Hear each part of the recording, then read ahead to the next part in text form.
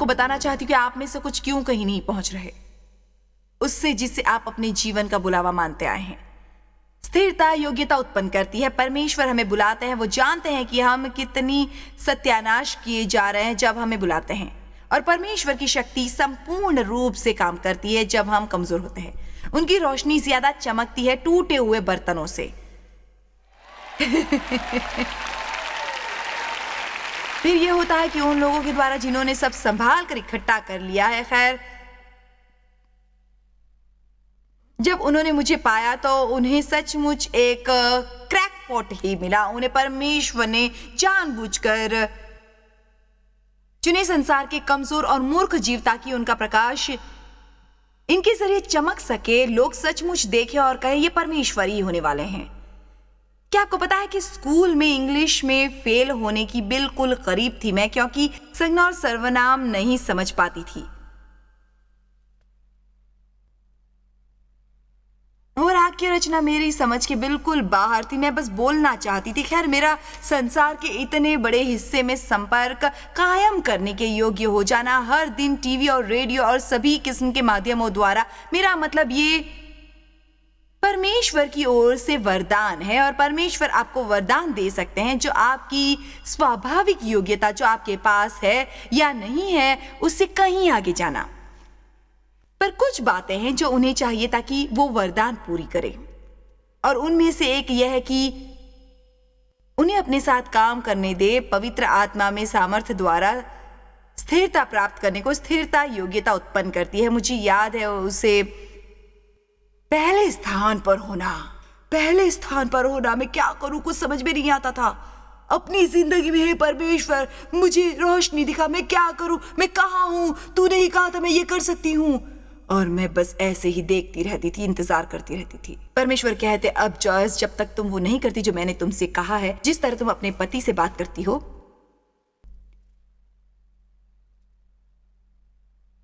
मैं कुछ नहीं कर सकता तुम्हारी सेवकाई में, क्योंकि मैं बहुत होशियार बंदा थी। मुंह ऐसा कि आपको टुकड़ों में काट दे, और मैं जरा भी सोचती नहीं थी कि मेरे इस तरह बोलने से सामने वाले को कैसा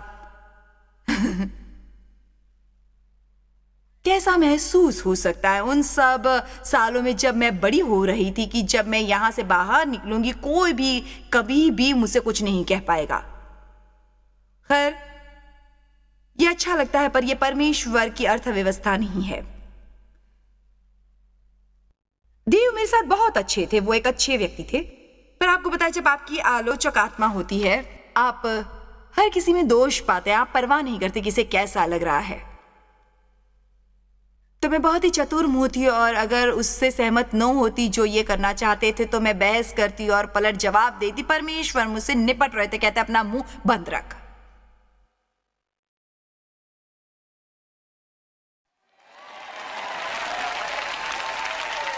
क्या परमेश्वर आपसे कभी ऐसा कहते हैं? और व्यवस्था विवरण 7:22 में लिखा है, और जब मैं तेरे बैरियों को तेरे हवाले करूंगा। और ये बहुत दिलचस्प है, क्योंकि आप बस एक समस्या को जीत नहीं सकते किसी भी समय जब आप जीत चाहे। ये तब होता है जब पवित्र आत्मा इस पर अपनी उंगली रखता है और वो ये आपको देता है। फिर बाइबल में लिखा है, तुम्हें पूरी तरह से अपने शत्रु का नाश कर देना चाहिए, उससे तुम कोई वाचा न बांधो। मैं रविवार और मंगलवार को आध्यात्मिक होना चाहती थी और फिर बाकी के पूरे सप्ताह बेवकूफ़ों जैसा व्यवहार करती। पर जिस समय मैंने अपना सर टेबल पर रखा था, हम हमारी सेवकाई के कुछ प्रसारण में काम कर रहे थे। मैं 100 या 200 लोगों की सभाएं कर रही थी। ये यहाँ बात है जो मैं चाहती हूँ कि आप समझ लें। शायद परमेश्वर के अनुग्रह और दया में मैंने कुछ छोटा सा किया होगा, कुछ बाइबल अध्ययन कराए होंगे, शायद कुछ छोटी छोटी मीटिंग्स भी की होंगी जिनमें कुछ और लोग जिन्होंने मुझ जैसा ही बुरा बर्ताव किया होगा। पर मैं आपको बता रही हूं, अगर मैंने परमेश्वर को उसे बदलने दिया होता जिस तरह मैं अपने पति से बात करती थी, मैं आज यहां खड़ी न होती।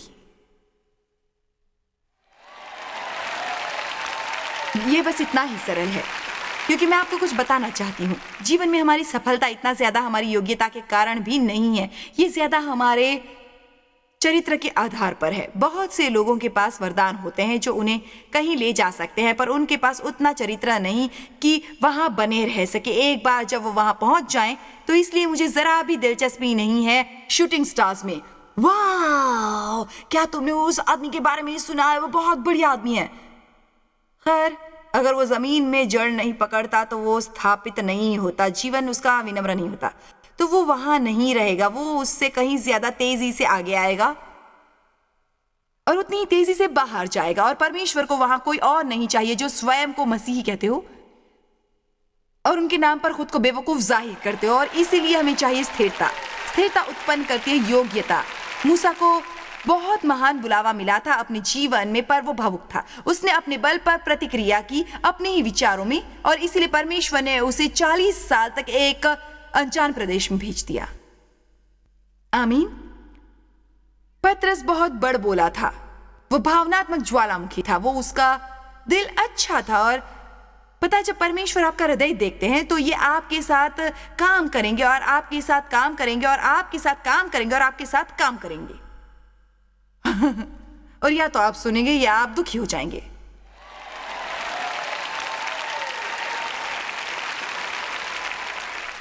तो तरक्की के विचारों के संदर्भ में हमने अपने मुंह के संदर्भ में, पर मैं आपको सच बताती हूं, जितना कठिन होता है अपने मुंह को कंट्रोल करना, शायद ये थोड़ा ज्यादा कठिन हो अपनी भावनाओं और अपने मिजाज कंट्रोल करने से। पर मैं आपको बता दूं, वो दोनों सचमुच बंद है, क्योंकि जब हम महसूस करते हैं या नहीं महसूस करते हैं तब ये बहुत मुश्किल होता है।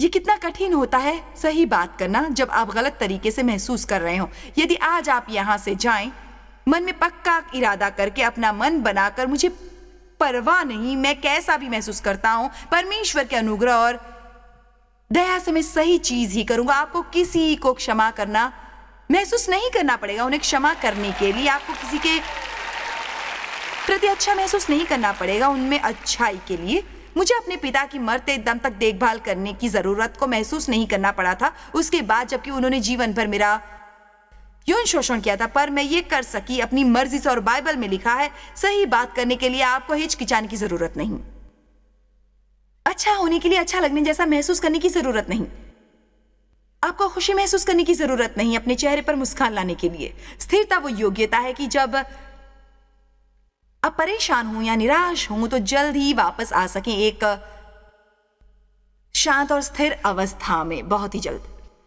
ये शक्ति है खड़े होने की या सह लेने की कोई भी परिस्थिति और शांत बने रहने की। बहुत सुंदर। स्थिरता उन सबसे शानदार वरदानों में से एक है जो आज हमें मिली है। स्थिरता का मतलब है निर्भरता। जब कोई स्थिर होता है फिर आप महसूस करते हैं कि आप उस पर निर्भर कर सकते हैं। मैं हमेशा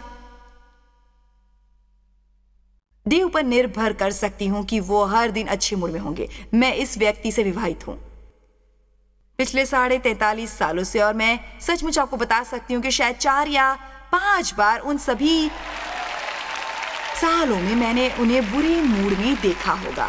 फिर ये इतना बुरा भी नहीं है, बिल्कुल भी बुरा नहीं है। मेरा मतलब है मैं ज्यादा खराब मूड में थी उस पहले ही महीने में जब हमारी शादी हुई थी, बजाय जितना वो अपनी पूरी जिंदगी रहे होंगे। और इससे कुछ हिस्सा मेरा मानना यह है डेव की शख्सियत का, बहुत ही अच्छी शख्सियत है, बड़ा अच्छा मिजाज है उनका। वो कभी भी गुस्सा नहीं होते, बिल्कुल भी नहीं होते। ये उनका चुनाव था, परमेश्वर पर भरोसा रखना। और एक बात जो डेव की मदद करती है उसे स्थिर रखने में, और ये शायद आप में से कुछ को चकित कर दे कि वो हमेशा अपनी अच्छी देखभाल करते हैं, वो एक्सरसाइज करते हैं, वो जंक फूड नहीं खाते, वो अच्छी नींद लेते हैं, वो बैठे रहकर सारा समय चिंता नहीं करते। आप कहेंगे इसमें स्थिरता कहां से आती है? इनका पूरा लेना देना स्थिरता से है, क्योंकि ये अत्यधिक कठिन होता है सही व्यवहार करना। तो मैं यहाँ पूरा दिन खड़ी हो सकती हूँ और आपका हौसला बढ़ा सकती हूँ कि बस अपनी देखभाल करें, और आपका यहाँ आना फायदेमंद रहेगा कि किसी से संबंध का आनंद उठाएं, कि कोशिश करना जो आसानी से दबाव में हो, निराश हो, क्रोधित हो, हताश हो या परेशान हो। अपने परिवार पर एक एहसान कीजिए। चलिए भी, मैं जानती हूँ आप ये कर सकते हैं, ये समझ लें, ताकि हम जो हैं उसमें स्थिर रहें। आमीन। अपने परिवार पर एक एहसान करें और अपना मन बना लें कि आप घर नहीं जाएंगे और अपनी नामुराद सोच उन पर लागू नहीं करेंगे अपने बुरे मूड की वजह से।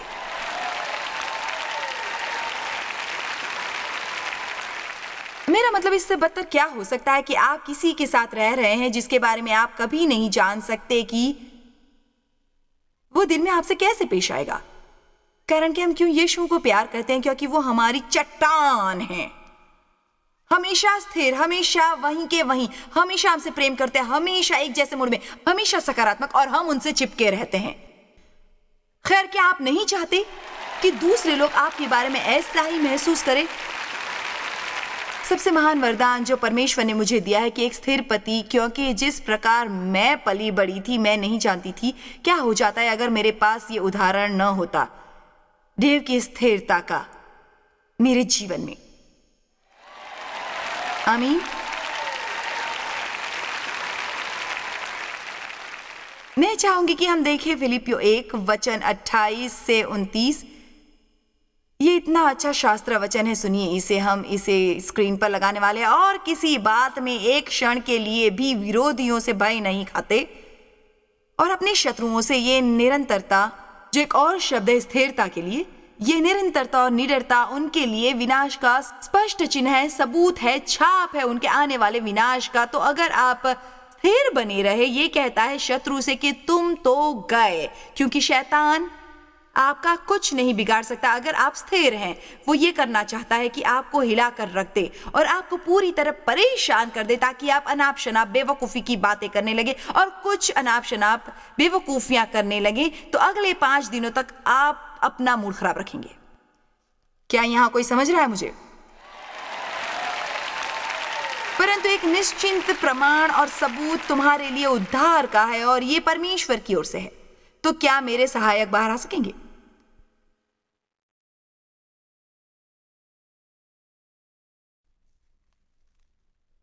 हमें यहां थोड़ी मदद चाहिए। ऑलराइट, चलो तुम्हें एक और वहां खड़े रहना है। ओ शैतान, यीशु, प्रभु की स्तुति हो। अब यहां है हमारे पास एक विश्वासी। किसी भी दिन को ले लो, आप ठीक ठाक नहीं जानते कि आपके हालात क्या होंगे, आप पूरी तरह श्योर नहीं हो सकती। बाइबल हमें प्रतिज्ञा दिलाती है कि परमेश्वर निरंतर जारी रखेंगे और यहाँ तक कि हमारे जीवन के कुछ हालात होने देंगे जब तक कि हम शांत रहना नहीं सीख जाते विपदा के दिनों में। तो असल में आप जब उठते हैं तो सचमुच नहीं जानते वो दिन कैसा होने वाला, और परमेश्वर सचमुच नहीं चाहते कि हम उनकी ज्यादा चिंता करें, क्योंकि वो चाहते हैं कि हम इतने स्थिर रहें कि हम बस खुश रहें, हम किसी भी बात की चिंता ना करें, किसी भी हालत में नहीं। यहां से देखिए, मैं स्वयं इससे थक गई हूं। मैं अस्थिर रहते रहते तंग आ गई थी अपने हालातों की अपने पर अधिकार करते देख। तो होता क्या है कि शत्रु आपको भड़काने का फैसला करता है। अब आप अगर परमेश्वर के साथ अपने रिश्ते से मुंह मोड़ लें और उससे लड़ने लगे,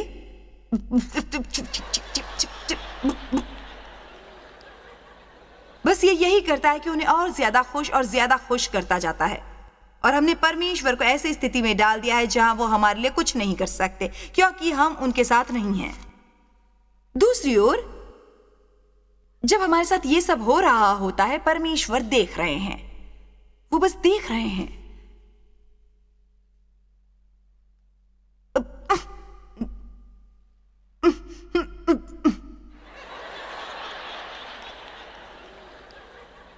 पर जब मैं जान पाती हूं कि वो जो करता है परमेश्वर के गुप्त आवास में, हमेशा स्थिर और सर्वशक्तिमान के साए में, जिसकी सार्थक के आगे कोई शत्रु खड़ा नहीं रह सकता, मैं परमेश्वर के लिए कहूंगी कि वो मेरा शरण स्थल है और मेरा गढ़ है, मेरा परमेश्वर। उस पर मैं झुकती हूँ और उस पर ही मैं भरोसा करती हूँ और उसी पर निरंतर अपना भरोसा करूंगी। फिर पता है क्या, परमेश्वर पूरी बात को संभाल लेते हैं और मुझे किसी बात की चिंता नहीं।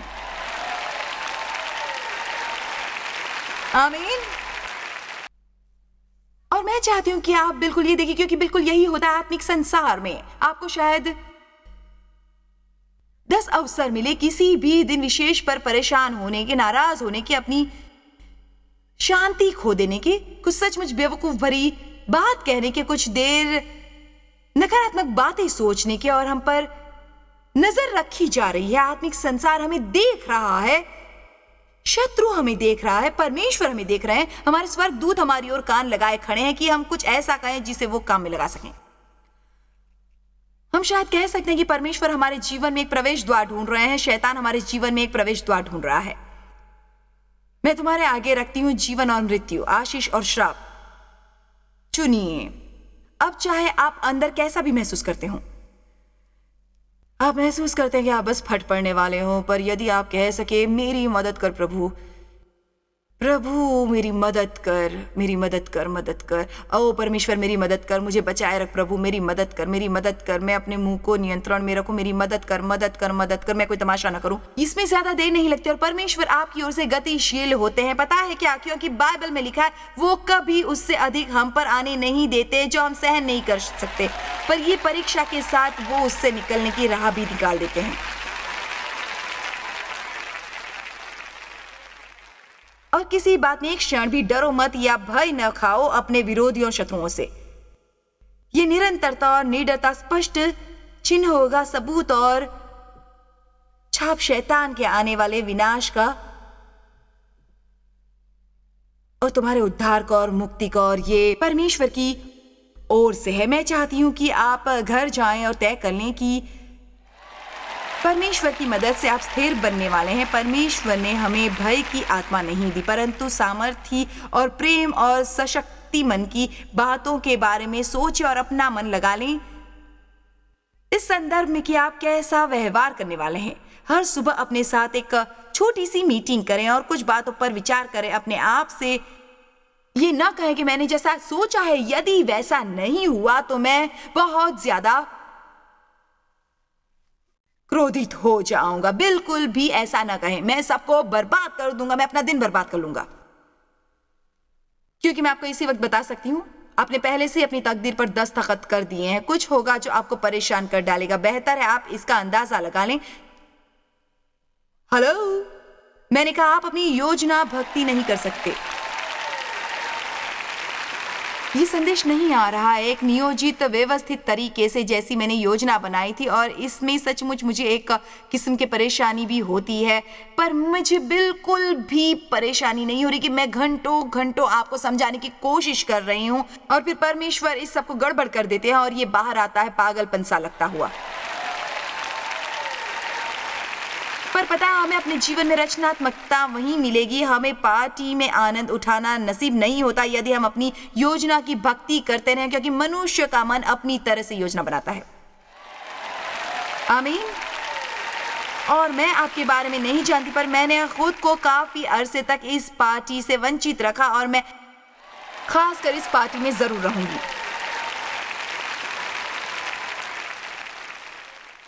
परमेश्वर के वचन में हमारे पास इतने उदाहरण हैं उन लोगों के जिन्होंने सही किया, पर हमारे पास बहुत सारे उदाहरण उन लोगों के भी हैं जिन्होंने गलत किया। एलिया एक दिन उसने स्वर्ग से आग नीचे बुलाई। उसने उन 450 वाला के झूठे नबियों को पूरी तरह मूर्ख साबित कर दिया, उन्हें कत्ल किया और उनकी बोटी बोटी काट डाली। मैं कल्पना नहीं कर सकती कि अगले दिन वो आदमी कितना थक गया होगा। कई बार हम ये बातें पढ़ते हैं और हम इनके बारे में सोचते नहीं किस तरह की ऊर्जा, किस तरह की भावनात्मक ऊर्जा चाहिए होगी ये करने के लिए। खैर, अगले दिन एक औरत उसे धमकाती है, इजाबेल, और वो वहां से भाग जाता है और मरने की राह देखता रहता है। परमेश्वर एक स्वर्गदूत भेजते हैं उसे सुलाने और भोजन खिलाने के लिए। मुझे समझ नहीं आता कि मेरी समस्या क्या है। खैर, रात को सोने की कोशिश कर। आमीन। पर मुझे बहुत पसंद है जो परमेश्वर ने कहा। फिर कुछ देर सोने और खाना खाने के बाद फिर वो उठा, गुफा में गया, वहां छिप गया। वो अभी भी परमेश्वर की आज्ञा मानने को तैयार नहीं था और परमेश्वर वहां आए और उन्होंने कहा, तुम यहाँ क्या कर रहे हो? और मैं आज आपको परमेश्वर की ओर से एक वचन देना चाहती हूँ। तुम क्या कर रहे हो? वहां लोग मर रहे हैं और नरक में जा रहे हैं और बच्चे भूख से मर रहे हैं, लोगों को वेश्यावृत्ति में धकेला जा रहा है और मैंने अपना सर टॉयलेट में रखा है।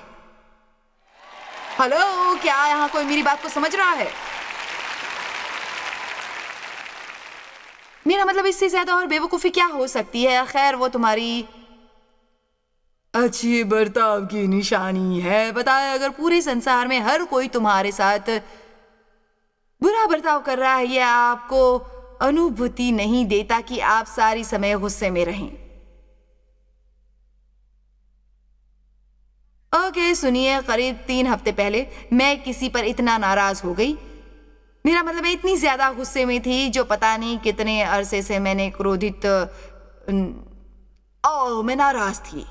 और मैंने सोचा नहीं, मैंने प्रार्थना नहीं की, मैंने परमेश्वर से वचन नहीं पाया। मैंने फोन उठाया और उनकी जैसी तैसी कर डाली, बिना किसी झिझक के। और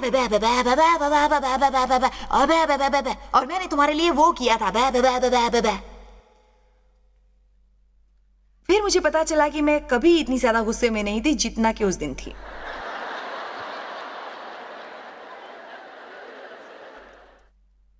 क्योंकि अक्सर जब मैं किसी से नाराज होती हूँ, मेरा मतलब मैं 5 मिनट में अपने आप को मना लेती हूँ और फिर उनसे माफी भी मांग लेती हूँ। और मुझे कभी इतना ज्यादा गुस्सा नहीं आता जितना पहले आया करता था। आज मैं सही कह रही हूँ। फिर परमेश्वर मेरे हृदय में डालने लगते हैं। खैर, हाँ, उस व्यक्ति ने अवश्य बुरा व्यवहार किया था। उन्होंने सचमुच बुरा बर्ताव किया था और जो उन्होंने किया था वो सचमुच मूर्खामी थी और इसीलिए सचमुच उन्हें ठेस पहुंचाई। और तुमने और तुमने क्या किया? ये तुम्हें कोई वजह नहीं देता कि तुम अपना आपा खो दो और अपने मुंह को बेलगाम छोड़ दो। मैंने सोचा था तुम एक उदाहरण होना था।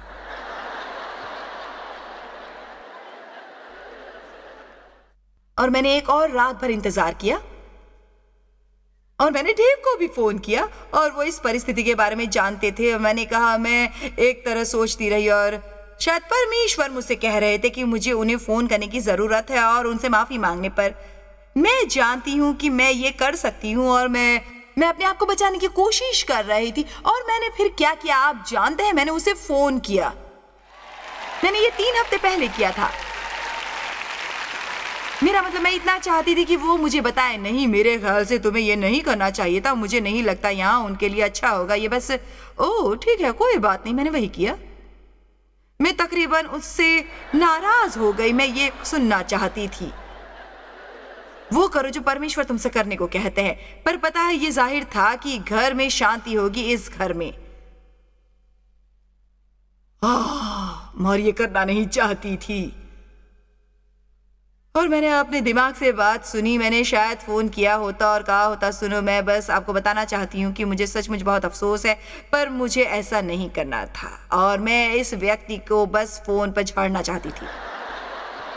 और इसलिए मैंने प्रार्थना की, प्रभु please please please please please कम से कम उन्हें यह अनुग्रह दे कि वो कहे मैं भी गलत था। इससे मुझे बहुत मदद मिलेगी।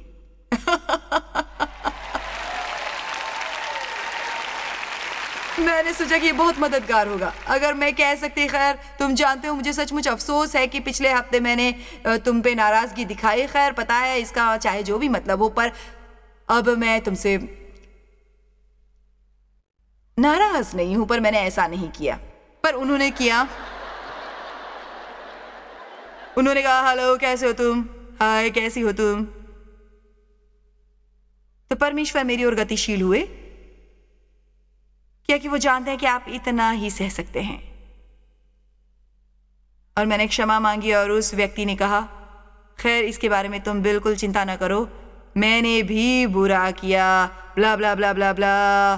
पर असली मुद्दा यह है कि अगर उनका रवैया पूरी तरह होता अकड़ू, अभिमानी, मूर्खतापूर्ण, मुझे यह अपने लिए करना पड़ता शांति पाने को।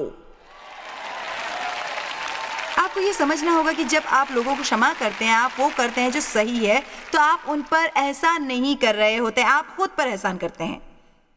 ये आप हैं जिन्हें परमेश्वर बचाने की कोशिश कर रहे हैं। वो नहीं चाहते कि आप अपना जीवन बिताएं नफरत भरे व्यक्तियों के साथ, नफरत भरे मन के साथ। आप आपके पास चुनाव है अच्छी जिंदगी चुनने का। जब आप घर पर जाते हैं, यदि आप चाहें तो आपके पास चुनाव होता है सही सोचना शुरू करने का। अगर आप चाहें तो आपके पास चुनाव होता है सही दोस्तों को चुनने का। अगर आप चाहें तो आप कह सकते हैं प्रभु मदद मदद मदद मदद, और मैं आपको तकरीबन गारंटी दे सकती कि उनमें से कुछ तो आपके जीवन में अच्छा ही होगा। अगर आप देर तक स्थिर रह सके तो आप उनके लिए गवाही बनेंगी। आप नमक और रोशनी बन सकते हैं, और नमक का मतलब है कि आप उनकी प्यास बढ़ाएंगे उनके लिए जो आपके पास है।